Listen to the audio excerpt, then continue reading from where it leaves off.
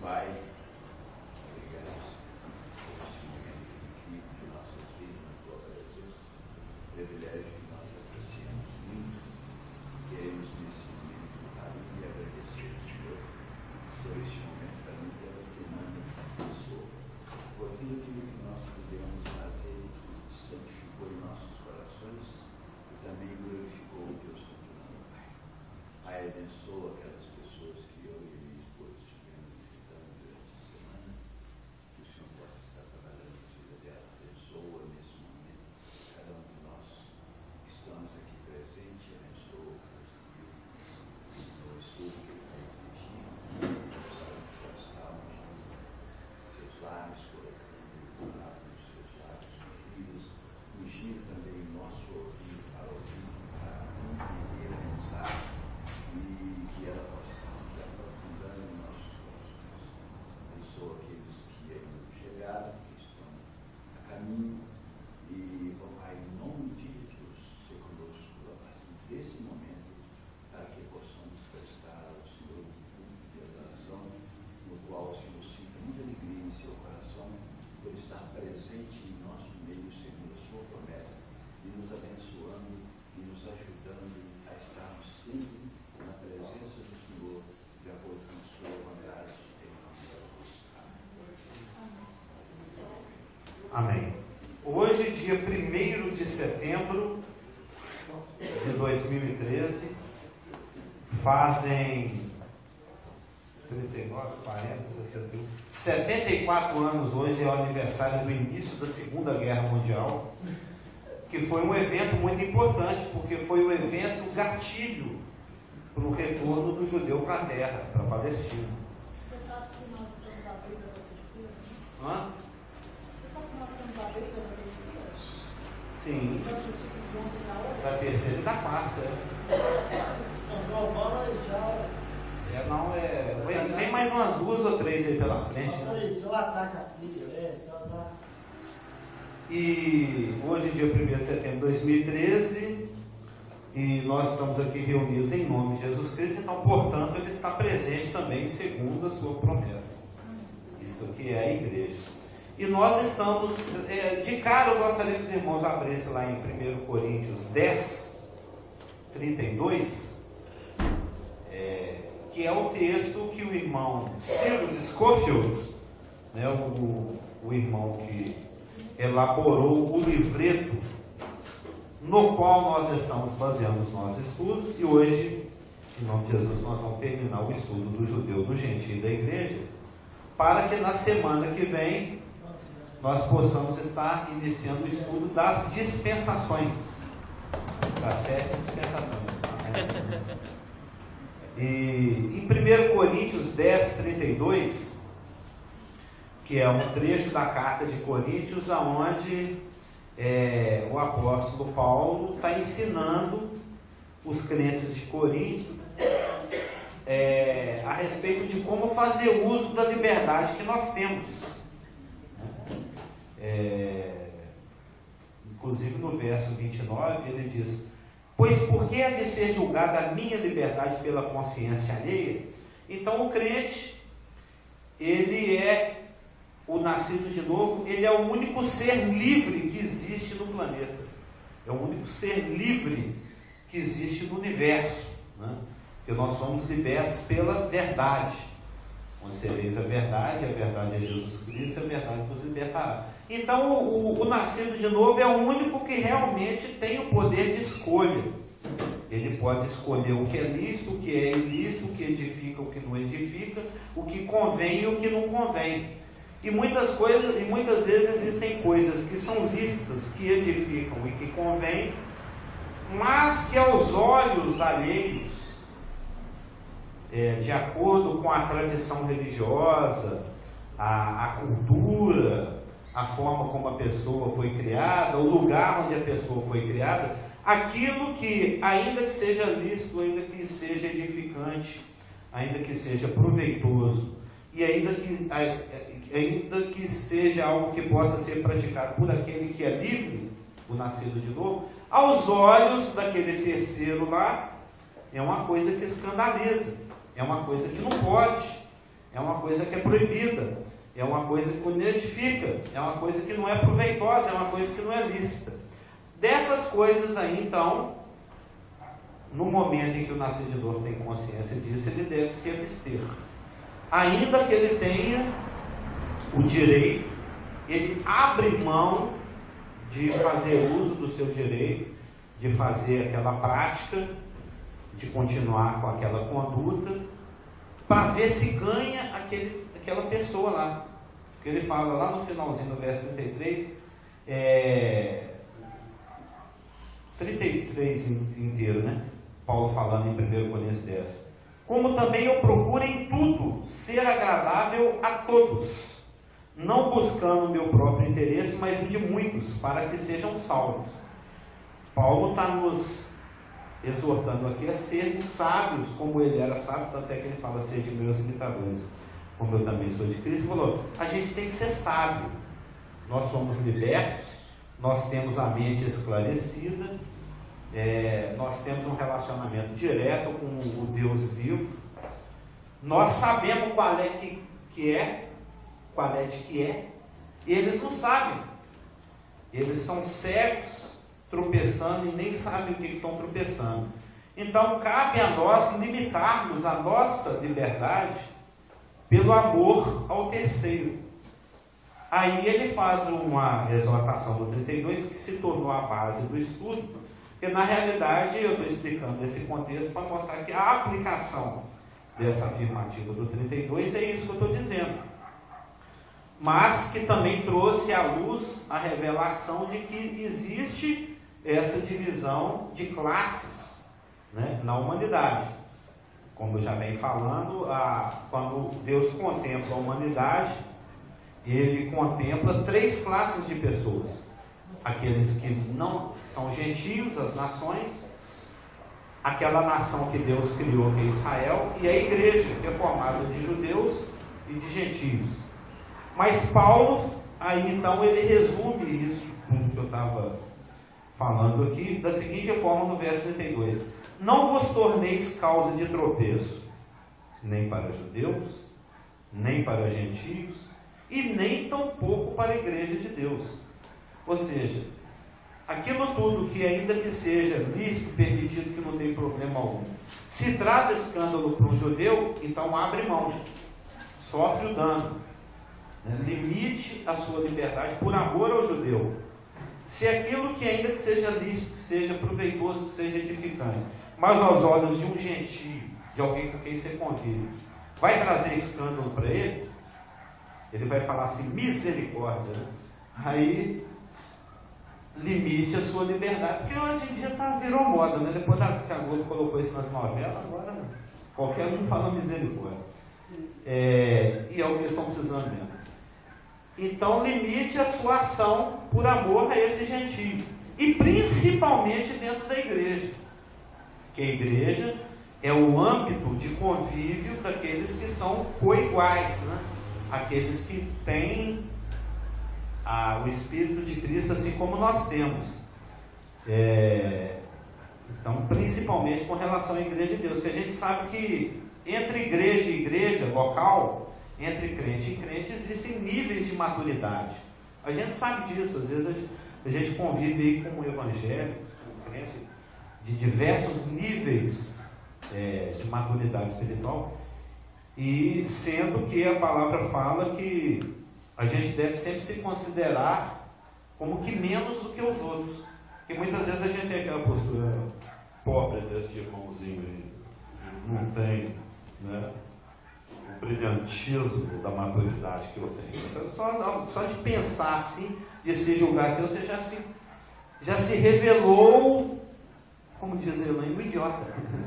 Um idiota espiritual, alguém na realidade que está desprovido de maturidade. Então esse é o verso 10:32, onde Paulo, trazendo para uma questão prática de nós nos limitarmos por amor ao judeu, ao gentio e à igreja, que por sua vez traz essa revelação, porque é o único lugar nas Escrituras onde as classes estão juntas, né? As 3 classes estão juntas. As três referências estão juntas no mesmo versículo. Mas nós conhecemos N passagens em vários lugares das Escrituras, aonde Paulo se dirige ao judeu. Tu, que tem por sobrenome judeu, que te glorias, blá, blá, blá. Ele fala assim em Romanos, se não me engano é Romanos 4. Algumas vezes ele fala, vós gentios, blá, blá, blá, está ali se presumindo, achando que a última bolacha, parece que é Romanos 9, 10, 11, se achando a última bolacha do pacote. Não é bem assim não, porque se ele não rejeitou aquele, você acha que ele não vai rejeitar a vós? Então, existem inúmeras passagens das Escrituras onde Paulo se dirige, onde o escritor inspirado, muitas vezes é Paulo, se dirige aos judeus, se dirige aos gentios, se dirige à igreja. Paulo, a igreja de Deus que se reúne em algum lugarzópolis. Mas o lugar onde as três classes estão reunidas, de onde se pode discernir essa divisão, é aqui em 1 Coríntios 10, 32. E a condição do gentio, os irmãos podem abrir em Efésios 2. A condição do gentio é uma condição péssima. Inclusive foi através de textos como esse que a Miriam Lourenço Maia, não sei se vocês conhecem, a amantíssima irmã Miriam, uma vez o Clésio e eu estávamos dando um estudo exatamente sobre a desgracência do gentio, o estado de desgraça no qual o gentio se encontra, porque o gentio se encontra no estado de desgraça total, é a mais péssima possível, né? Como resultado da queda de Adão, o homem, em especial o gentio, o judeu também, mas nós estamos falando do gentio, ele está na condição natural. Quem é que estava conversando comigo outro dia? Não sei se era Elaine, se era o Clívio, se era o Rafael, se era o pastor, falando que o perdido ele já curte por antecipação o inferno. Era a Márcia, né? Não é? Lembra dessa conversa? É essa situação, ele já está nessa expectativa, ele já está a caminho ao mar da desglória, né? Nós estamos a caminho do lar da glória, ele está do mar da desglória, que no caso é o mar do lago de fogo. E eu me lembro que há uns 300 anos atrás, nós estávamos lá na casa do Telmo Vilela, dando esse estudo sobre a desgracência natural do gentio. A Miriam Lourenço nós ficou doidona, né? Nossa, eu quero sair dessa. Aí ela fez a melhor pergunta do mundo, né? Como é que eu faço para ser salva? Faz assim, vem cá, vamos conversar aqui. Vou te mostrar aqui Romanos, João e etc. Então foi dessa forma. E então, por exemplo, Efésios 2, vamos dar uma olhadinha, mostra a péssima condição na qual o gentio se encontra.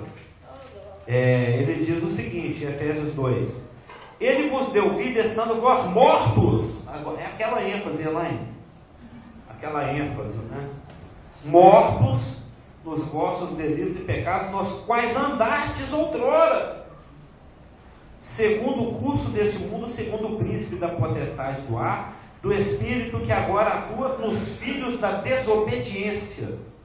Está no estado de morte, de desobediência, entre os quais também todos nós andamos outrora, segundo as inclinações da nossa carne, fazendo a vontade da carne e dos pensamentos, e éramos por natureza filhos da ira, como também os demais. A condição de filho da ira. Aí mais lá embaixo do 11: Portanto, lembrai-vos de que outrora vós, gentios na carne, chamados incircuncisão por aqueles que se intitulam circuncisos na carne por mãos humanas, ou seja, pelos judeus, naquele tempo estáveis, olha que situação terrível, sem Cristo, separados da comunidade de Israel, estranhos às alianças da promessa, não tendo esperança, e a pior parte, né? E sem Deus no mundo. Então, essa é a condição do gentio: sem esperança, sem Deus, estranho, separado, incircunciso, morto, filho da ira, filho da desobediência, distante, separado, inimigo, que a coisa vai lá até o 14. Então, porque o gentio, o ser humano, ele se encontra nessa péssima situação, caído, afastado, inimigo, longe, sem Deus, sem esperança, é que Deus chamou Abraão para fazer dele um instrumento para resgatar e abençoar todos. Lembra lá do versículo de Gênesis 12:3? Em ti serão benditas todas as famílias da terra. Deus criou Israel, Deus chamou Abraão para instrumentalizá-lo, para que fosse através dele que ele pudesse dar cumprimento às suas acumulativas promessas. Então, de Abraão, Deus criou essa nação, a nação príncipe de Deus, a nação Israel. E porque Deus tem esse propósito para essa nação, para os descendentes físicos desse homem, Abraão, então essa nação detém uma relação exclusiva, única, ímpar, inigualável com Deus. É a única nação para a qual Deus fala: olha, eu te amo muito, inamovivelmente eu te amo, entendeu? Você pode pintar, aprontar, pintar e bordar, ter o tanto de diamante que você quiser, pecar o tanto que você quiser, mas eu vou te salvar na marra. Você pode ir lá no meio do inferno se você quiser, mas eu te busco. Não tem jeito. Eu agarrei com você e não largo mais, nem nada vai me impedir. Vide a história de Israel, é lógico que eles estão apanhando um pouquinho aí, né? Estão lá morrendo de medo lá de arma química lá, estão lá manipulando os Estados Unidos para poder atacar. Porque na verdade os trilionários e bilionários judeus é que mandam no governo dos Estados Unidos, né? O governo dos Estados Unidos é capacho e servo de Israel. Então eles estão lá morrendo de medo de tomar bomba química na cabeça e já estão manipulando o governo norte-americano para invadir a Síria, porque barato a gente mata logo, né? Como é que o mal a gente corta pela raiz. E vai ser assim até na tribulação. Um dos objetivos da tribulação é exatamente destruir todas as canas quebradas nas quais Israel se apoia, né? Porque falou: ó, eu não quero ser dependente de Inglaterra nem dos Estados Unidos, você vai ter que depender de mim. Aí vai quebrar todo mundo. Mas esse é outra história que nós já passamos por ela. Então Israel detém uma relação exclusiva e única com Deus. Israel é objeto do seu amor inamovível, porque Israel é um instrumento através do qual ele vai cumprir todos os seus propósitos, ainda que Israel esteja suspensa temporariamente no seu relacionamento com Deus. E isso não faz com que a sua eleição seja irrevogável e eterna, né? Vamos a alguns textos, né? Jeremias 31:3. Eu estou dando meio que um resumão das 3 semanas anteriores para a gente entrar nos finalmente, né? Jeremias 31:3 é só para mostrar essa exclusivilância e essa unicidade da relação que Israel tem com Deus. É lógico, são centenas de textos, né? Nós vamos ver alguns. Jeremias 31:3 diz o seguinte: de longe se me deixou ver o Senhor dizendo: com amor eterno eu te amei, por isso com benignidade te atraí. É amor eterno. Te amo para sempre, te amo demais. Até daqui a pouco, até nunca mais. Isso aí é até uma frase. Mas em Isaías 66:22 diz o seguinte, que é um texto já conhecido de Elaine: porque como os novos céus e a nova terra que hei de fazer estarão diante de mim, diz o Senhor, assim há de estar a vossa posteridade e o vosso nome. Ou seja, Israel vai existir forever, para sempre, diante da presença de Deus. Porque os novos céus e a nova terra que ele vai criar são impassáveis. Isaías 66, 22. 66 é 11 vezes 6, 22 é 11 vezes 2. Esse é bom. Em Romanos 9, é um texto também muito conhecido. O Rafa já nem aguenta ler ele mais, tantas vezes que eu tenho ido nele recentemente. Diz o seguinte: para mostrar o contraste que existe entre os gentios sem Deus, sem esperança, separada da comunidade de Israel, etc, etc, a condição de Israel. Romanos 9, versos 4 e 5. São israelitas. Pertence-lhes a adoção e também a glória, as alianças. Nós vamos estudar isso aqui no estudinho do Scofield, as alianças, as berit, né? A legislação, o culto e as promessas. Deles são os patriarcas, e também deles descende o Cristo, segundo a carne, o qual é sobre todos Deus bendito para todos sempre. Amém. Então, é a única nação que na Bíblia é citada como que detentora de tantos privilégios, né? Inúmeros privilégios, todos os privilégios. Em Romanos 11, de 25 a 29, diz o seguinte: por que não quer, irmãos, que ignoreis esse mistério, para que não sejais presumidos em vós mesmos? É aquela questão de eu sou a última bolacha, né? Está dentro do contexto aí do 11. Que veio o endurecimento em parte a Israel, até que o propósito de Deus para a igreja se cumpra, né? Até que haja entrada a plenitude dos gentios. Esse termo técnico, teológico, escatológico, plenitude dos gentios, tem a ver com o fechamento do programa de Deus para a igreja, que é diferente do tempo dos gentios, que tem a ver com o fechamento do programa de Deus para os gentios, né? O tempo dos gentios é o tempo durante o qual Deus trata com os gentios, e a plenitude dos gentios é o fechamento do tempo que Deus trata com a igreja. Ou seja,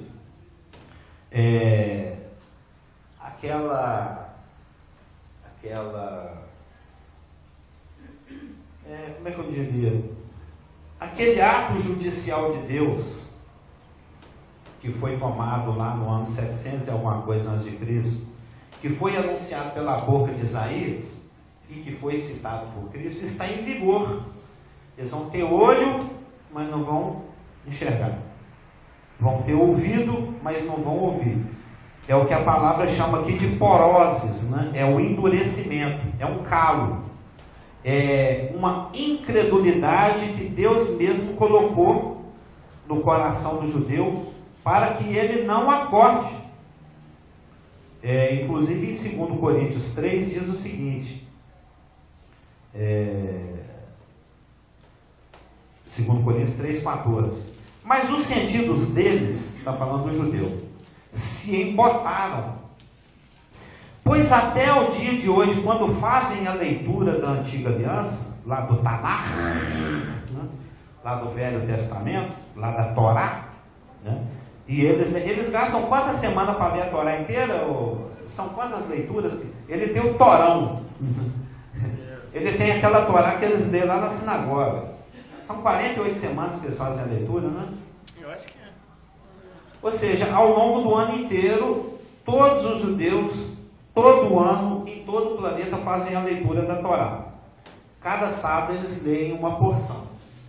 Quem já foi de sinagoga aqui já sabe. Fica lá, fica lá lendo a Torá. Todo sábado eles leem a Torá. Você já foi de sinagoga? Todo sábado. E eles dividem Gênesis, Êxodo, Levítico, Deuteronômio de tal forma que em um ano eles leem tudo. Lê, no ano seguinte lê de novo, no ano seguinte lê de novo. e não vê Cristo. Porque as Escrituras revelam a Cristo. Cristo lá conversando com os dois discípulos a caminho de Emaús, ele discorreu através de todas as Escrituras como convinha que ele morresse e ressuscitasse. Porque todas as Escrituras falam de Cristo e eles leem e não vê Cristo. Por causa disso aqui. Porque os sentidos deles se embotaram. Pois até o dia de hoje, quando fazem a leitura da Antiga Aliança, o mesmo véu permanece, não lhe sendo revelado que em Cristo é removido. Mas até hoje, quando é lido Moisés, o véu está posto sobre o coração deles. Ou seja, o judeu está judicialmente, como nação, impedido de crer em Jesus Cristo, pelo próprio Deus, porque isso foi uma decisão que Deus tomou por causa da recusa, né? Da rejeição que houve na primeira vinda. E não é que Deus quis isso, não. Eles é que não quiseram. Cristo deu todas as credenciais possíveis. Ressuscitou defunto. O cara já estava derretendo, o Lázaro. Com 3 dias o cara já está decompondo. A própria irmã falou, mas mestre, fede. O Lalá já está fedendo já, ué. Tira a pedra dele, vou pôr ele para fora assim mesmo. Ressuscitou defunto, curou cego, fez tudo possível para que eles acreditassem e eles se rejeitaram. Falaram, beleza, não quer não, então eu tampo seu zóio. Então esse endurecimento veio em parte a Israel. Em parte porque tem a tampa do bueiro não foi colocada totalmente, ela está meio que mal colocada, assim vamos dizer. Aí de vez em quando pula um judeu lá de dentro do buraco do inferno e da perdição e nasce de novo em Cristo Jesus. São os que vêm a fazer parte da igreja, são os que compõem o remanescente. São aqueles que Paulo falou em Romanos 9, 10 e 11. Se Deus não tivesse nos deixado um remanescente, a coisa estava lascada, né? Porque Deus fez promessas a Israel. Então, existe falha na palavra de Deus, né? Isso é Romanos 9, 6. Não pensemos que a palavra de Deus haja falhado, porque nem todos de Israel são de fato israelitas. Ou seja, existem aqueles que nascem de novo, o verdadeiro Israel, aquele que é D1 e D2, aquele que além de ser descendência física, crê como Abraão creu. Mas vai chegar um tempo em que o propósito de Deus para a igreja vai terminar. Aí vai haver uma remoção desse véu, dessa porose. Aí o judeu vai estar livre para crer. Muitos vão crer no Messias e muitos vão crer no falso Messias. Aí vem aquela questão tribulacional.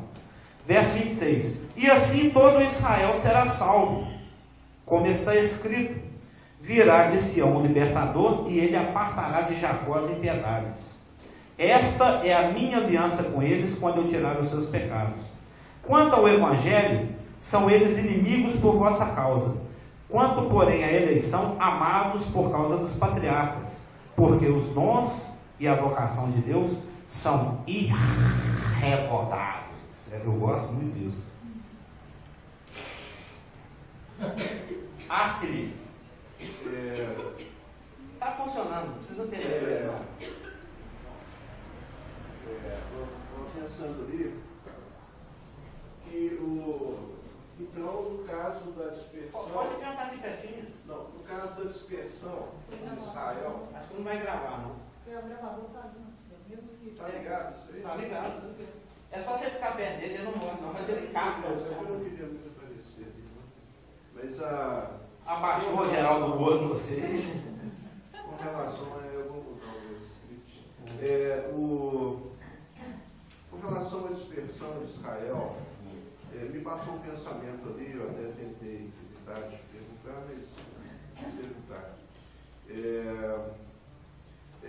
No caso da salvação, na inclusão do judeu na igreja, se a gente pensar que em Israel, lá na nação de Israel, você tem um processo que eles estão atravessando para cumprir as coisas que estão aí na palavra escrita, e também a própria atuação do Satanás, que também certamente está ali em cima, de olho, e atento e trabalhando, no mau sentido. No mau sentido. O que eu pensei foi o seguinte, que a dispersão ajuda o judeu a ter essa percepção maior no que se refere a Jesus Cristo. Apesar de que ele está envolvido com uma coisa que Deus proibiu. Quer dizer, você vai ficar na sua, não vai se envolver, não vai dar suas filhas, não vai tomar as filhas deles em casamento. Mas eles estão dispersos por causa da confusão que eles mesmos criaram, os judeus. E nesse sentido, a salvação fica fácil para eles, mais fácil, entre aspas, nesse sentido que eles estão dispersos, e que talvez se eles não tivessem dispersos, estivessem todos lá dentro de Israel hoje, a coisa ia ser muito mais complicada. Não sei se comentário, por favor. Eu penso que não faz muita diferença, não, o fato. Aliás, eles estão dispersos por causa de Deuteronômio. O monte é pau, eles estão dispersos porque a consequência final da desobediência é que depois de um monte de paulada, eles seriam dispersos por todas as nações da terra. Então, na realidade, eles estão numa condição de disciplina, eles estão numa condição de juízo. Eu nunca pensei nisso, será que isso facilita ou dificulta a questão da salvação individual? Eu acho que nem uma coisa nem outra, porque é uma questão de coração, é uma questão espiritual. Eu não creio que seja uma questão geográfica. Mesmo porque quando eles estavam... O judeu ele é coração duro, andando de turno, andando sozinho. Entendeu? Quando eles estavam em Israel, como nação, eles aprontaram muito. E hoje em dia, dispersos, eles estão aprontando mais ainda. Mas lá eles estavam isolados, e agora eles estão convivendo. Sim. E fazendo parte da igreja. Então, ele chega para um lá no Rio de Janeiro, na praia, entendeu? E fala, dá a impressão que isso dá mais... Não, mas o judeu ele tem uma característica. Aonde ele vai, todo mundo vai junto. O peso da tradição, o peso que tem as coisas de nação, de família, de tradições para eles é tão grande, que onde está um judeu, está um Israel inteiro. Entendeu? Ele traz essa bagagem com ele. Entendeu? O Fernando Clausen que o diga, né?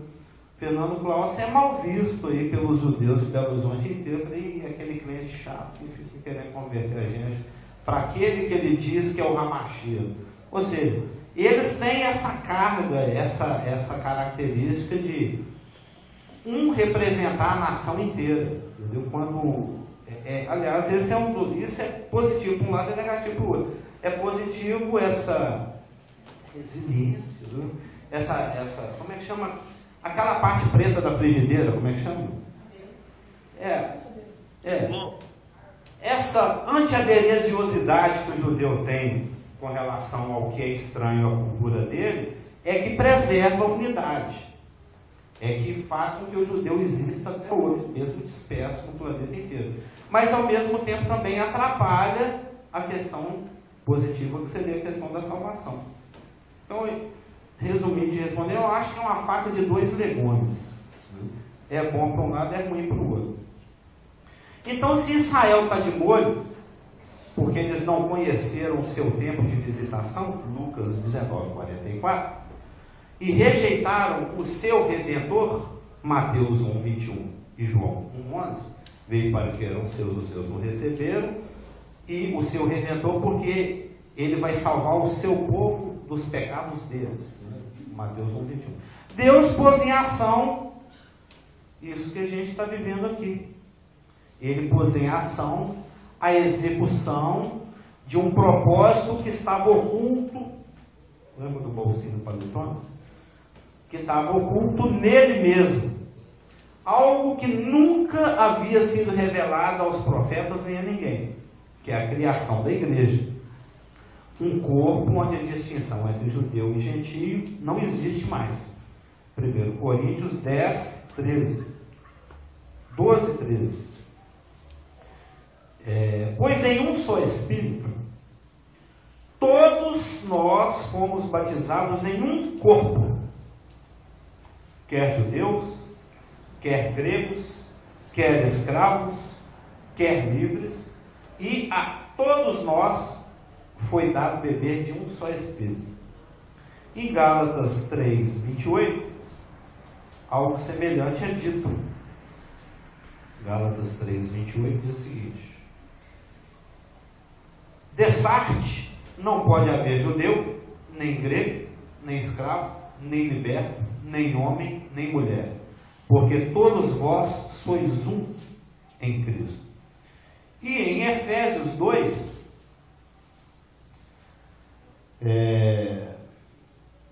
do verso 11 em diante, voltando àquilo que nós já vimos até passado brevemente, agora vamos voltar, porque aquela hora nós estávamos olhando, destacando o gentio. Agora nós vamos destacar a questão da misteriosidade do propósito de Deus ao criar a igreja. O plano B, como diz o Rafiotz.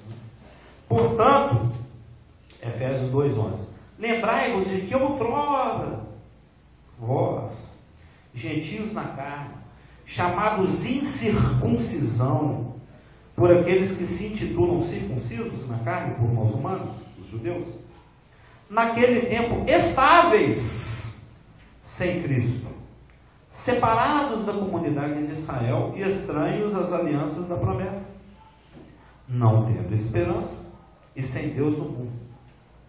Antes, estáveis longe.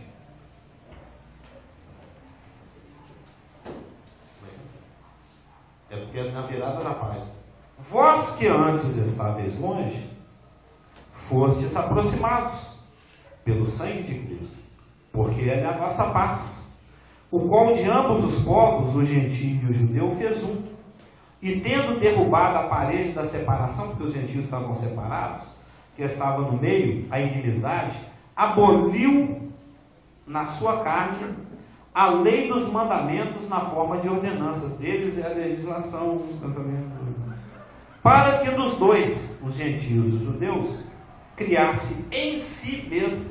Lembra, Elaine, que a nossa relação é com uma pessoa, em si mesmo, um novo homem, fazendo a paz, e reconciliasse ambos, o gentio e o judeu, em um só corpo, com Deus.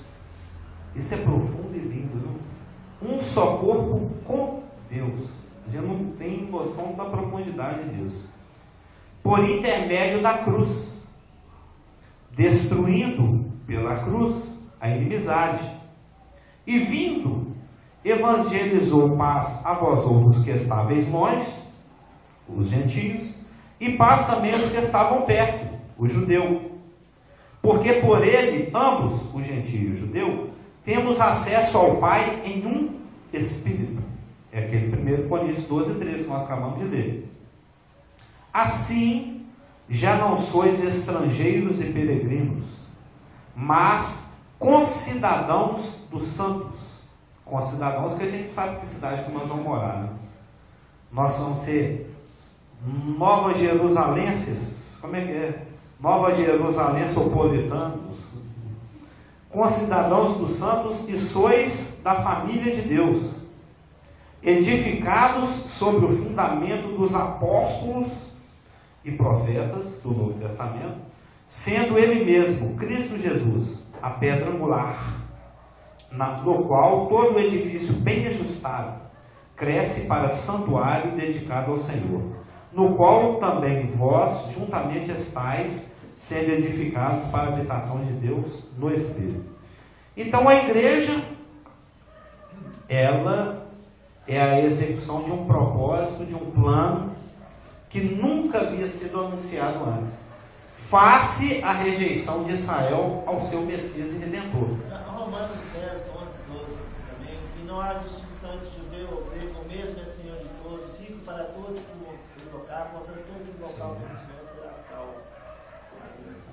Não há distinção. Ou seja, no corpo de Cristo todas as distinções desaparecem, porque uma das diferenças que existe entre aquele que tem um relacionamento com Deus através do Espírito, na dispensação da igreja, e aquele que tinha um relacionamento com Deus antes que a igreja fosse criada, e a maioria deles estava em Israel, é o fato de que antes não existia a habitação do Espírito Santo.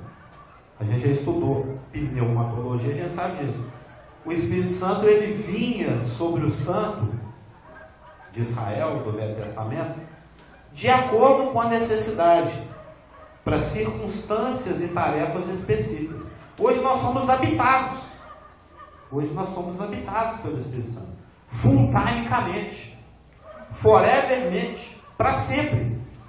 Nunca, jamais, de modo algum, nós vamos conseguir nos desassociar do Espírito Santo. Agora nós já estamos amados com amor eterno, pronto, acabou e já era. Por mais que você queira ir para o inferno, não tem jeito mais não, já era. Vai ter que ir para o céu de qualquer jeito, só amados. Vai ter que ser habitado pelo Espírito Santo, quer você queira, quer não, agora já foi. Já está escolhido.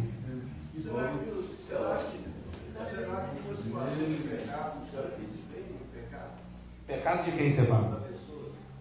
Que o Espírito Santo, pelo que parece, ele é como se ele virasse as costas. Por exemplo, você tem um Espírito... Não, quem vira as costas é o homem. Ele nunca vira as costas. A impressão que dá, quando você, como nascido de novo, resolve pecar, literalmente pecar, sabendo que está errado, qual é a pergunta? Qual seria, talvez a gente saiba, né? Mas como é que seria a visão dos anjos em relação àquele pecado?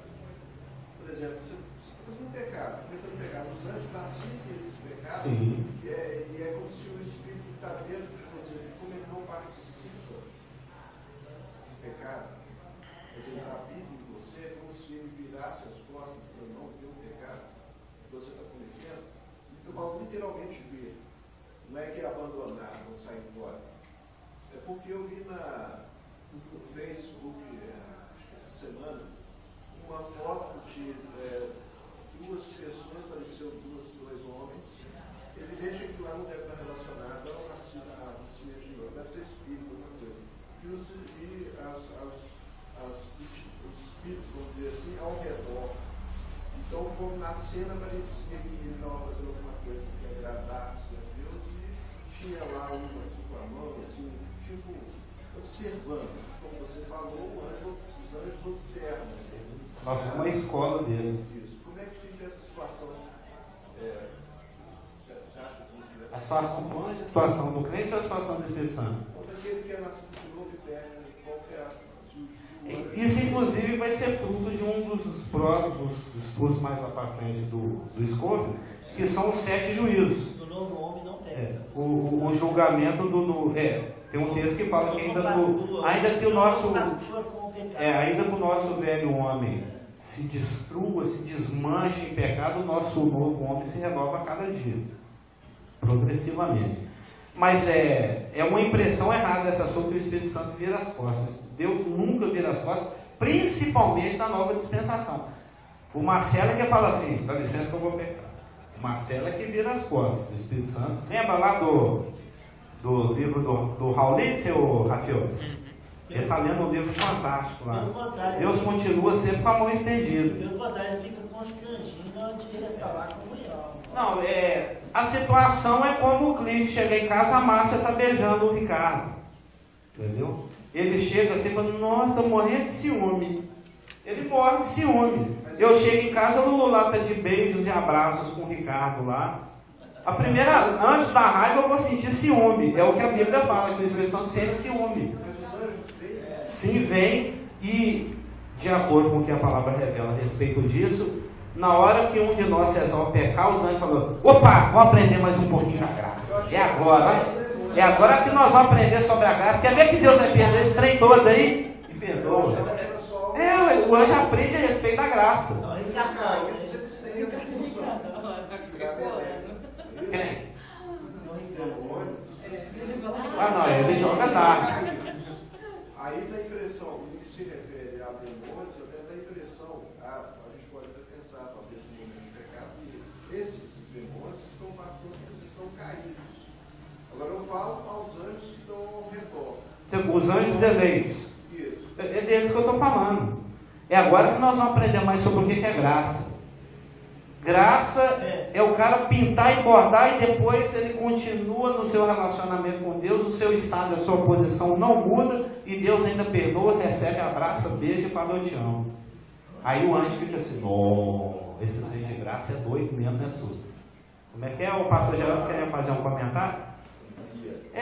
O anjo aí fica assim, então isso aí que é graça. Pinta e borda e continua na mesma. Oi. Mas é aquele versículo que fala de entristecer e apagar o espírito. Sim. Aí você vai deixar ele, igual eu falei, com ciúminho. Eu só citei o Tiago, né? Porque nós já estudamos pneumatologia.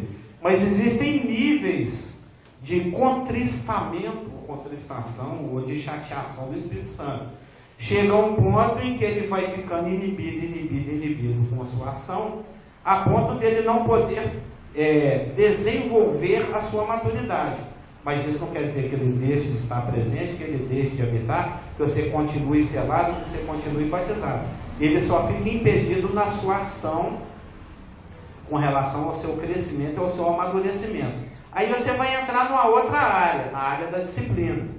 Aí você vai levar bastante cocão, Deus vai deixar você entrar em bastante situações, Deus vai permitir que inimigos se levantem, que o seu bolso não fique nenhuma moeda lá dentro. Aí você começa a cair a ficha. Que foi, a gente encontra muitos desses na Praça 7. O cara fala, minha vida está uma porcaria, eu estou passando fome, eu vim da minha cidade, eu fui assaltado, não sei o que lá. Você conhece Jesus? Eu era crente, mas eu larguei a igreja tem 20 anos. Tá. Não estou entendendo.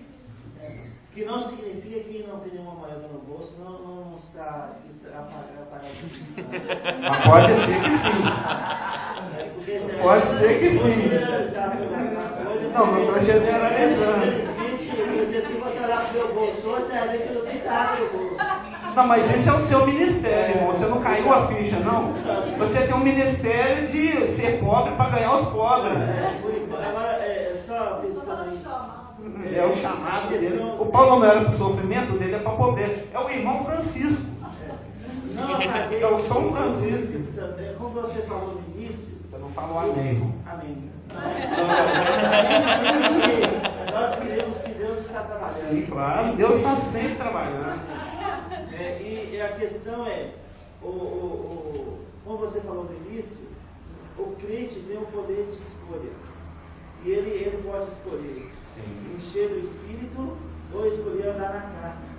E quando ele anda na carne, ele apaga a manifestação do Espírito Santo, como você acabou de falar agora, o agir do Espírito na vida daquele crente. Ele apaga, e não significa que ele abandona o Cristo, ele está ali. Só que a pessoa escolheu, eu vou andar na minha carne. E quanto aos anjos, eles nos assistem nas nossas fraquezas, eles nos assistem nos momentos.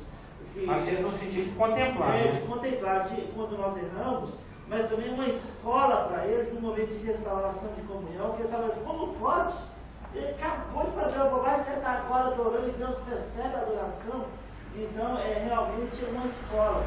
Então, mas o fato é que você e eu, nós temos o poder de escolher andar na luz do Espírito Santo, guiados pelo Espírito Santo, ou andar na carne. Sabendo que, mesmo quando nós andamos na carne, não somente os anjos nos assistem. O Espírito Santo, que é a terceira pessoa da divindade, se entristece, e Deus, Jesus Cristo, eles estão vendo isso. Por isso que quebra a comunhão. Mas e Deus está nos. Ele continua, nós continuamos, vai olhar dele, ele está vendo nós cometer o erro. E por isso, quando nós restauramos, nós confessamos, imediatamente. Por causa da questão da consumação da obra. Exatamente. É uma coisa instantânea. Do lugar de provisão que nós temos, que é o Calvário, o sangue de Cristo. E a ação de Deus é sempre para que isso aconteça o mais rápido possível. Então, quando você expõe uma mentirinha, ou uma mentirona, ou quando você expõe, faz algo que você sabe que não é certo fazer, ou julgar alguém, sabe, você saiba que você está pecando. E os anjos estão te assistindo, o Espírito Santo está entristecendo e Deus está vendo. E o Espírito Santo vai te constranger full time a abandonar aquilo ali. Isso eu estou falando dos pecados, mas pode ser até mesmo uma ação, ou pornografia, ou qualquer outro tipo de coisa. Ou até uma omissão. Claro. Você mesmo compartilhou na semana passada aqui, falou que sabe que tem que fazer o bem, não faz para ter canto. Exatamente. Você vê ali o Espírito Santo falar, ajuda, eu estou sem tempo. Tiago, aquele que sabe o que deve ser fazer, o certo e não faz, peca. Não precisa ser algo positivo, ativo, pode ser algo passivo. A disciplina de Deus não é para fazer o crente pagar pelo seu pecado. Porque a maior disciplina que há no crente é incapaz de pagar por nem pecado que ele cometeu. Porque já foi pago pelos pecados do crente, o sangue de Cristo. Então a disciplina sempre é para restaurar a comunhão. Exatamente. Restaurar a comunhão e não pagar por pecado. Aí a pessoa fala, que ele está pagando pelo que fez. Isso é de Satanás. Isso não provém de Deus. A disciplina é para restaurar a comunhão. Exatamente. Para ver se a ficha cai. Então, talvez na causa disso a guerra é constante. Sim. Quando você falava, por exemplo, e para você se ocupar, você tem que ocupar. Né? Quer dizer, se você está com anjos acampados e você dá espaço para Satanás agir, sendo que o seu ao redor tem anjos, então você dá espaço. Então o demônio ocupa aquele espaço e não tem que ter dispersão dos outros. Para um ocupado tem que. Não é isso? Eu até lembro de um exemplo. Para ter um bom presidente, você tem que ir lá em Brasília e derrubar o presidente. Para ocupar. Você tem que derrubar para ocupar. Dispensa analogia. Assim. Então, que os irmãos possam ter o discernimento, ao ler as Escrituras, de que, ainda que possamos fazer a aplicação de tudo que está escrito aqui, para nosso ensino, para nossa edificação, que os irmãos tenham a percepção de que existe essa distinção entre a origem, a vocação, as promessas, a adoração, que é uma adoração equivocada, a conduta e o destino eterno dos gentios, e também entre a origem, a vocação, as promessas, a adoração, os princípios de conduta e o destino eterno do judeu, e a origem, a vocação, as promessas, a adoração, os princípios de conduta e o destino eterno da igreja. São coisas totalmente diferentes. E é exatamente por não distinguir isso que muita bobagem tem sido dita e feita dentro do cristianismo.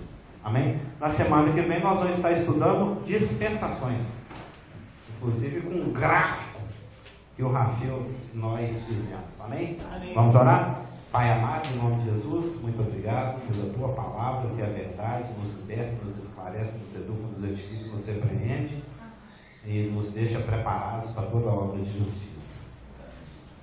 Que o Senhor nos dê a permissão para tudo o que for feito também nesta manhã aqui, quando estivermos reunidos no teu nome. Pois é em nome de Jesus que oramos. Amém. Amém. 20 minutos de café. Obrigado por estar honrando o horário. Amém.